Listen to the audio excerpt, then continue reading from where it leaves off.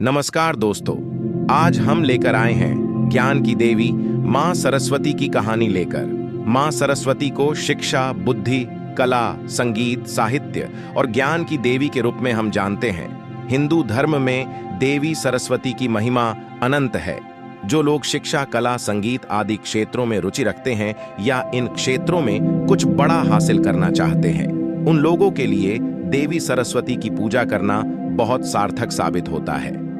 छात्रों के लिए सरस्वती का महत्व अतुल्य है। सिर्फ छात्र जीवन में ही नहीं, व्यक्ति को हर परिस्थिति से लड़ने के लिए ज्ञान की देवी यानी कि मां सरस्वती का आशीर्वाद चाहिए होता है।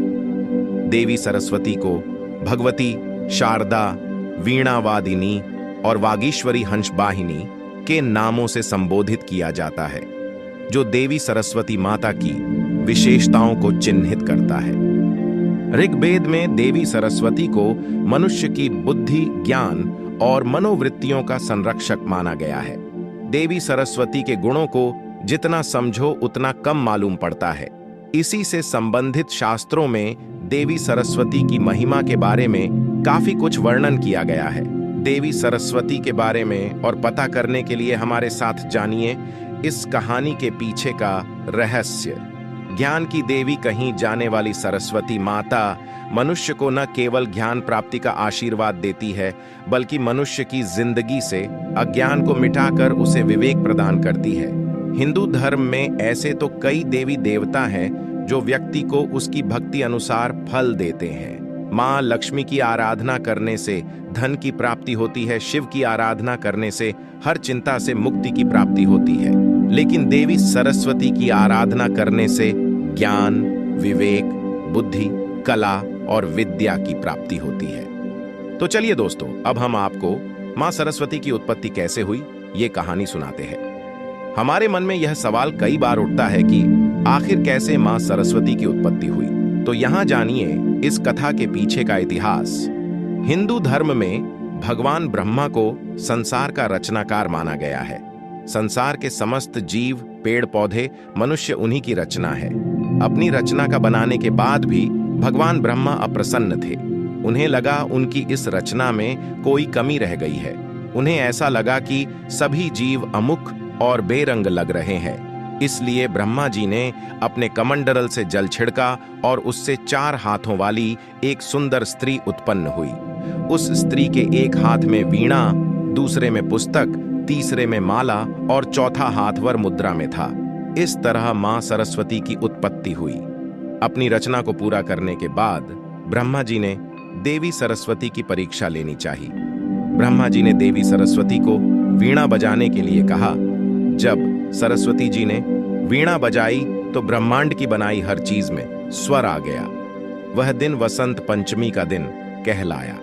इसके साथ ही देवी सरस्वती के मुख से वेगा के पूरे श्लोक वचन का गहरा ज्ञान देखकर ब्रह्मा जी बहुत प्रसन्न हुए, क्योंकि उनकी बनाई यह रचना हर तरीके से पूर्ण थी। इस तरह सरस्वती माता पूरे ब्रह्मांड और मनुष्य जीवन के अस्तित्व में आई।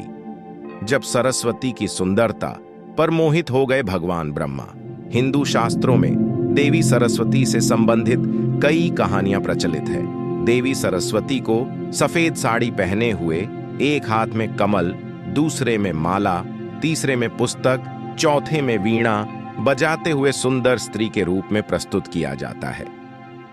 देवी सरस्वती की इसी सुंदरता के कारण भगवान ब्रह्मा सरस्वती की सुंदरता पर मोहित हो गए और उन्होंने सरस्वती को अपनी पत्नी बनाने का निश्चय कर लिया।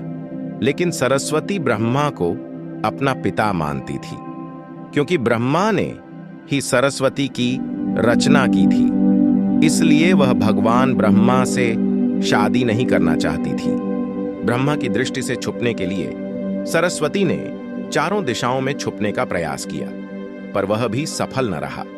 इसलिए सरस्वती ने स्वर्ग में छिपने का निश्चय किया, पर वहां भी भगवान ब्रह्मा आ धमके और देवी सरस्वती को विवश होकर अपने ही पिता से शादी करनी पड़ी। देवी सरस्वती और ब्रह्मा के मिलन से स्वयंभू नाम के बालक का जन्म हुआ, जो मानव जगत का चक्र आरंभ हुआ।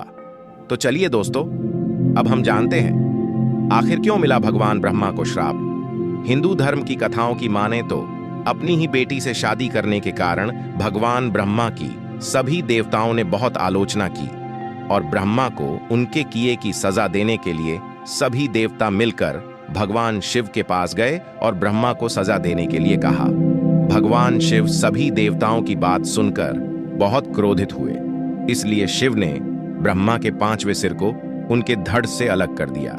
दूसरी कथा की माने तो भगवान ब्रह्मा का 5वां सिर हमेशा बुरी बातों से भरा रहता था, इसलिए शिव ने ऐसे सिर को खत्म करना ही उचित समझा। तीसरी कथा की माने तो भगवान ब्रह्मा की दूसरा शादी करने से देवी सरस्वती बहुत क्रोधित हुई और भगवान ब्रह्मा को श्राप दिया कि आपकी इस पृथ्वी पर कहीं भी पूजा नहीं होगी। राजस्थान के पुष्कर और तमिलनाडु को छोड़कर कहीं भी ब्रह्मा का मंदिर नहीं है।